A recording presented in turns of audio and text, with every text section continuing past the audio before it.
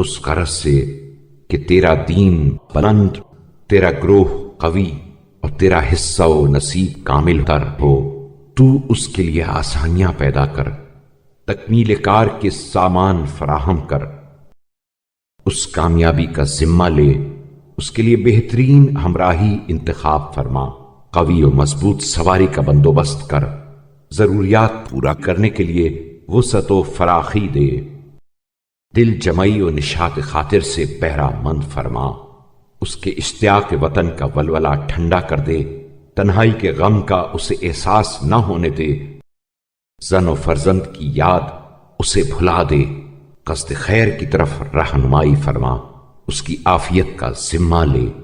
سلامتی کو اس کا ساتھی قرار دے، بزدلی کو اس کے پاس نہ بھٹکنے دے، اس کے دل میں جرأت پیدا کر، زور و قوت اسے عطا فرما، اپنی مددگاری سے اسے توانائی بخش، راہ و روش جہاد کی تعلیم دے اور حکم میں صحیح طریقہ کار کی ہدایت فرما، ریا و نمود کو اس سے دور رکھ، ہوس شہرت کا کوئی شائبہ اس میں نہ رہنے دے، اس کے ذکر و فکر اور سفر و قیام کو اپنی راہ میں اور اپنے لیے قرار دے،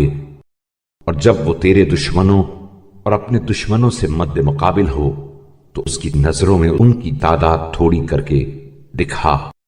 اس کے دل میں ان کے مقام و منزلت کو پست کر دے، اسے ان پر غلبہ دے اور ان کو اس پر غالب نہ ہونے دے۔ اگر تو نے اس مرد مجاہد کے خاتمے بالخیر اور شہادت کا فیصلہ کر دیا ہے تو یہ شہادت اس وقت واقع ہو جب وہ تیرے دشمنوں کو قتل کر کے کیفر کردار تک پہنچا دے۔